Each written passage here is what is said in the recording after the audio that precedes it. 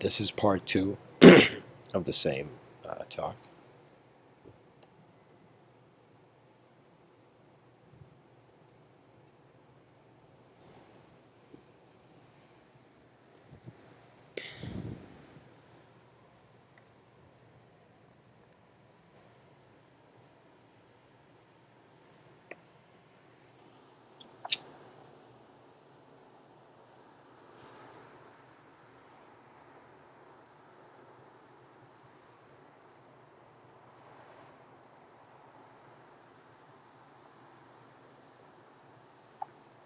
You know, I'll be honest, the program of language, it arises in people's minds differently. And in some sense, when we look at words on a page, we discover the magnificence of our own intelligence animating it behind our eyes. And when the world suddenly gets a lot of dimensions, it may make make the person feel that statement ad nauseum ad infinitum. So your mind is magnificent, and as you suddenly realize its ability, you see the limited percent. Let's say if scientists say you're using 12% of your brain, that 12% of your brain, in regards to the story manner of your life, has in some sense come to the conclusion that infinity is beyond the sensory. That means it's like we, if we saw at the speed of light, there would be no seer.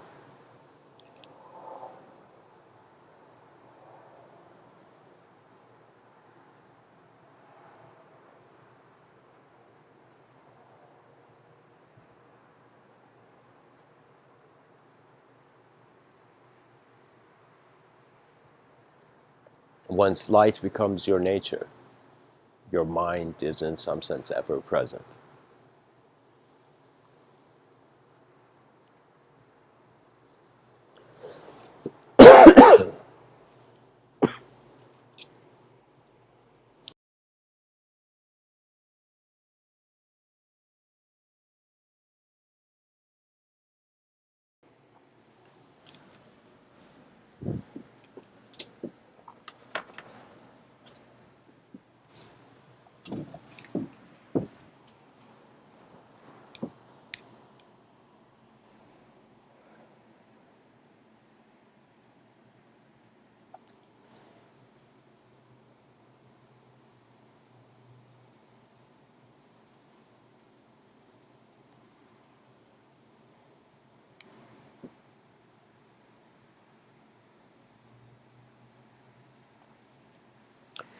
Ludwig Wittgenstein, this German philosopher,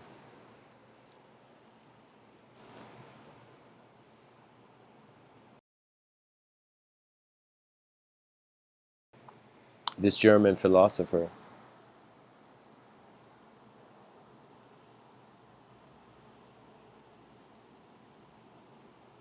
he tells us the limits of the limits of my language are the limits of my world. And so the awareness of the world occurs through a linguistic way. Now, language is something where it is subconsciously picked up, and anything, how you learn it, is by the authenticity of your interest in its existence.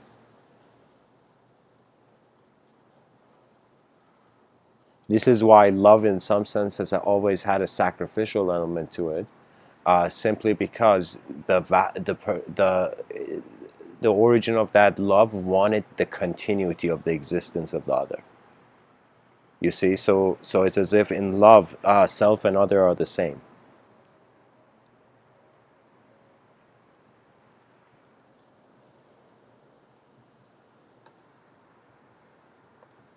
Hafiz tells us that words you speak become the house you live in. Rumi tells us uh, the silence is the language of God. All else is poor translation. We have Terence McKenna saying language is in some, culture evolves as fast as its language does. And language, what is it fundamentally? It's a symbol that carries your inner imagery. It's as if the language, words are in some sense between worlds. A person getting a new idea,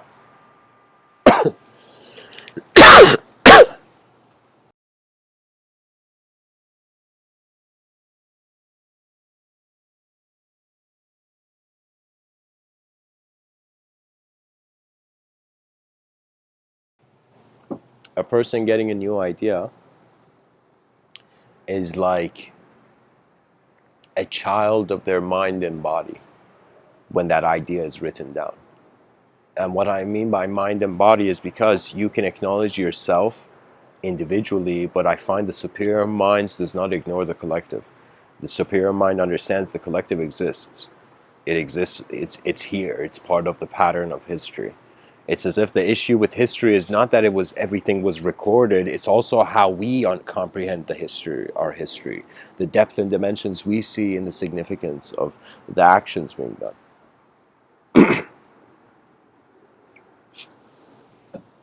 There's this story about this lion, this like very old, this king lion, let's say the lion king. This king lion decides to just go walk in the forest and go walk in his kingdom. And as he's walking, this king, this lion, this like old lion king, he suddenly sees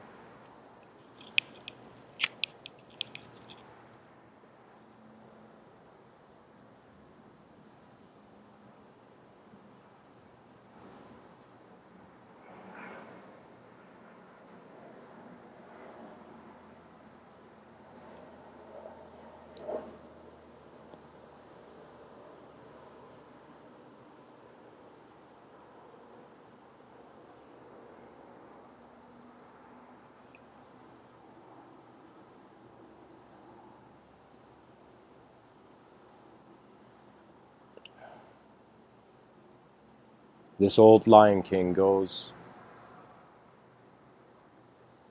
and sees that there's this he gets to this farm and he sees like there's these fences and there's a sheep, like a group of sheep, and he suddenly noticed something strange at the center of the sheep. And he sees at the center of the sheep there is in some sense a lion standing just like the other sheep. And this lion king, he's like, what is going on in my kingdom?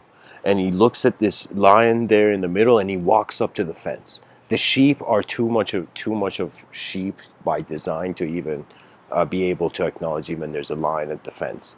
But this lion suddenly in the middle of the sheep notices it and suddenly says to his sheep father, his sheep mother and father, he's like, Mom, Dad, there's something there at the fence. There's something there. And the father and the mother of this lion that was in the center of the sheep, who was like the tribal elders of the sheep, you know, suddenly the whole herd freaks out and they all start kind of like grouping and I don't know, something. Suddenly in that moment, we see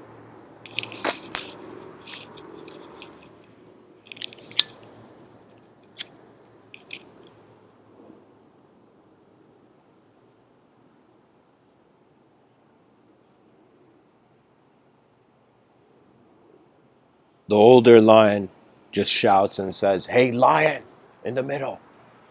And this lion doesn't even know, it thinks it's a sheep, it doesn't respond. And then suddenly he says sheep, and suddenly the lion's attention comes, and he says, "Weird sheep in the middle, come here," And this weird sheep in the middle of like the sheep herd,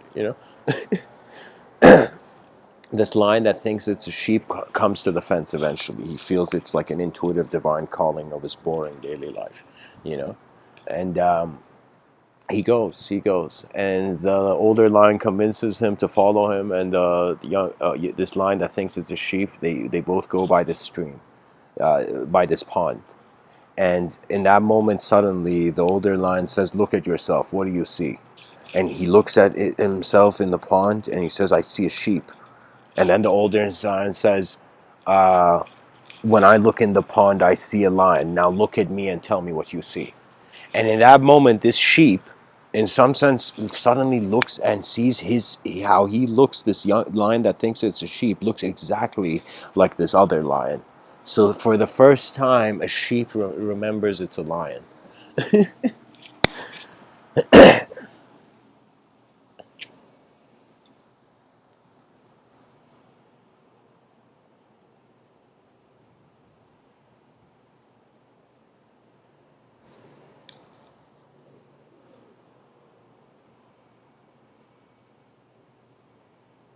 That is how we wake up from language, from the program of language. A program by design has to follow a pattern. Logic is a program. Logic is not the truth of reality. Many things in this life happen that are illogical, or the logic has not even doesn't even know about to even calculate. This is why you can't measure the world, because your rulers will break. The rulers will break.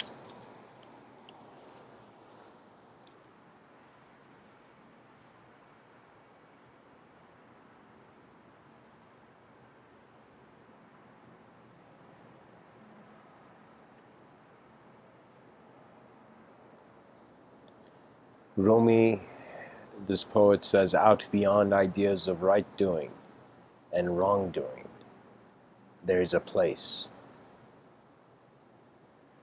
I will meet you there." And when the soul sits on that grass, the world is too full to talk about.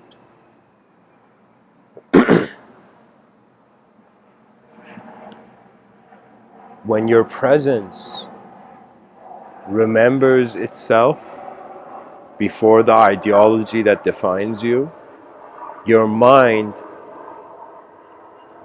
doesn't need freedom because it is free. And then your free will becomes how much you're willing to respond. Your free will comes into projection, comes into view based on how much you do something about what's happening.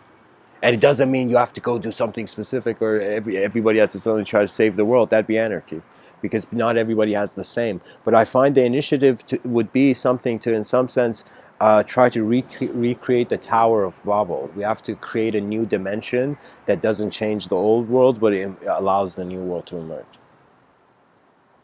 It's an addition of a dimension rather than a replacement of a dimension.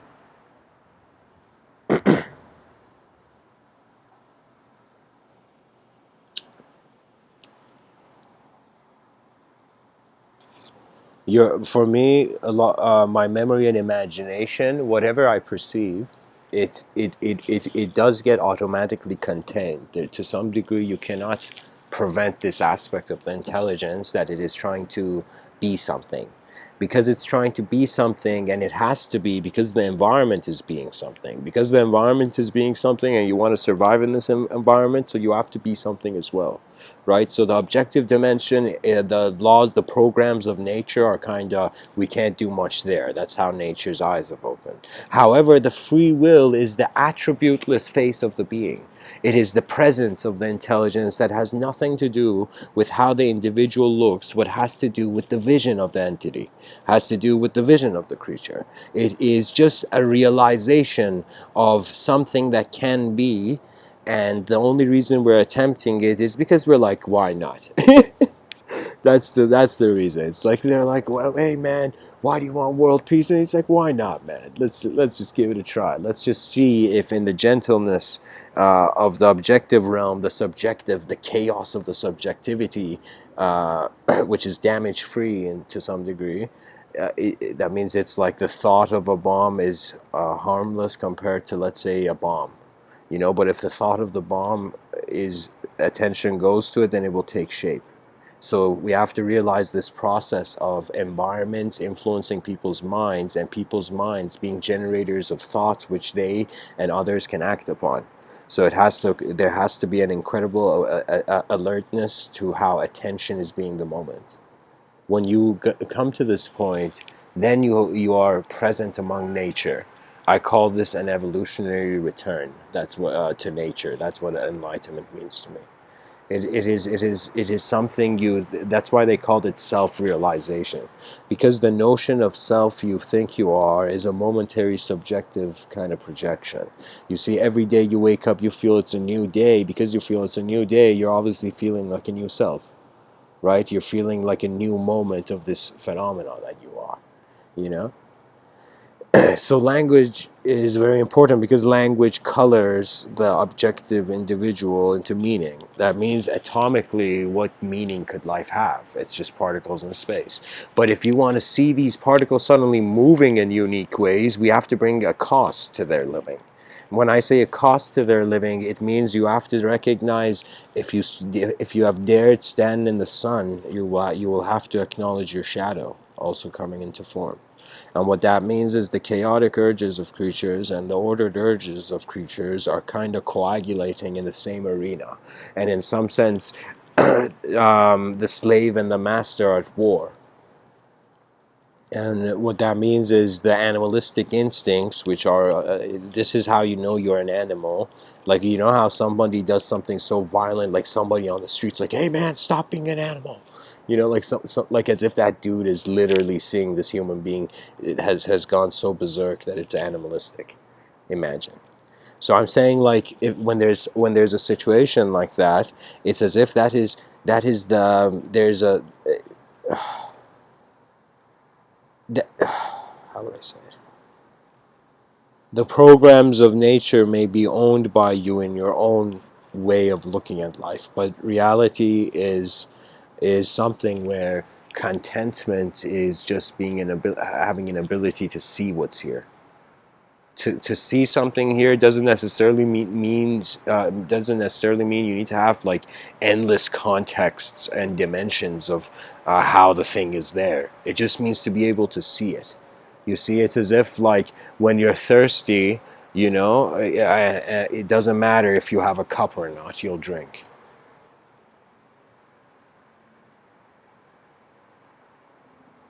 So when it comes to the true nature of the being, if it becomes real for the person, if you care and realize we're all explorers of reality and nobody knows what's going on. There's nobody to point fingers to. Everybody is temporary. Even the most violent, chaotic person, time will have to shatter them too. And that's the nature of reality. Violence doesn't need to, nobody ever needs to take revenge. Life ends. Life is whatever order is trying to be kept or whatever chaos is entertained, it will eventually break. That's the majestic part. That's how the final curtain of the conscious performance, in some sense, is pulled. This kind of view makes you realize and appreciate the sun. It makes you wonder about the value of life in a changing world, and how the opportunity lies in the novelty. That means a good idea is not just good because people like it. A good idea has to be efficient. Efficiency is a dimension that, if it is incorporated in any field, any institution, just makes efficiency the top priority. They will in some sense morph. They would morph into, in some sense, a more evolved, calibrated version of the institution. The mind of man has a reach that the body of man does not. Your hands can maybe reach atop of the shelf and find the cookie jar, the cookie jar of knowledge. But at the same time, your mind through communication can change many things in ways that your body cannot.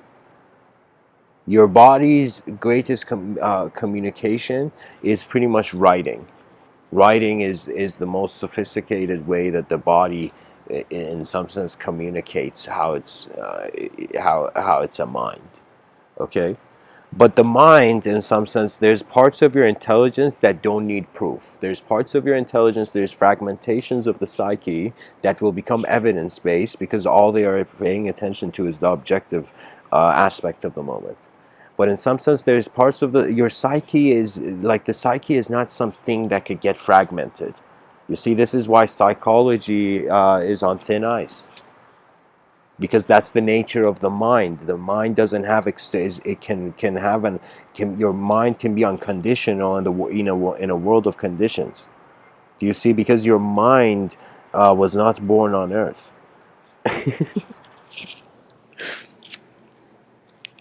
The mind is not even born, it's a field. We're all part of a field of intelligence. This field of intelligence, based on our attention, abides with us and we abide with it. Pretty much there are certain things that you do that happen in the world. In some sense, you happen to the world or the world happens to you. You know, the child's viewpoint is the world's happening to me. Oh man, I had no choice. Like it's still having excuses rather than changing the nature.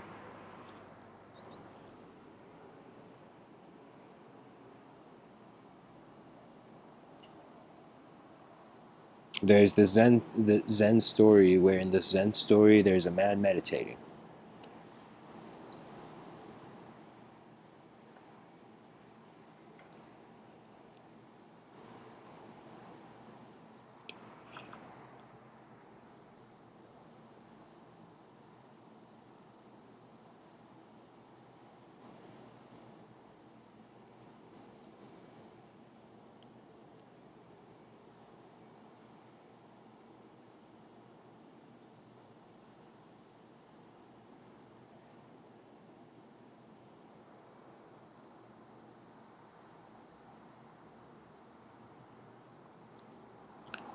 The self is more divine than any temple. You have Mr. Within's claim. These talks, of course, are not for everyone. It's for people who are, I consider, by nature advanced communicators. That means they have realized their communication of their universal sector. Intelligence moves in many ways based on how multifaceted the mind is and based on how many memories the person has in their conscious domain. Memories can come and go at different speeds. When they suddenly begin moving at high speeds, your whole linguistic belief system, your mind moves at a speed that it breaks all your beliefs. When it breaks all your beliefs, you come into a state where there's a pure witness of all that has in some sense been the product of chaos and order, of your intelligence. You step out of you perceive beyond the dualistic limits of your sensory perception. So your presence activates. Your presence then is an abidance. Is this kind of playful, like, it's as if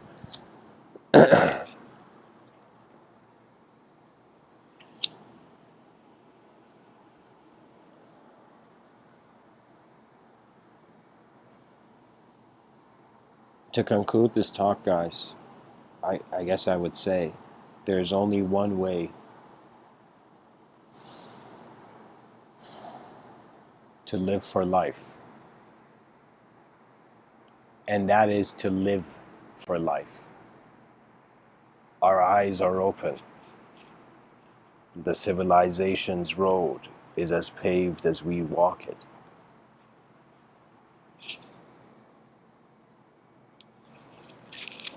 Beyond the sight of man, freedom is its own truth. Much blessings and namaste.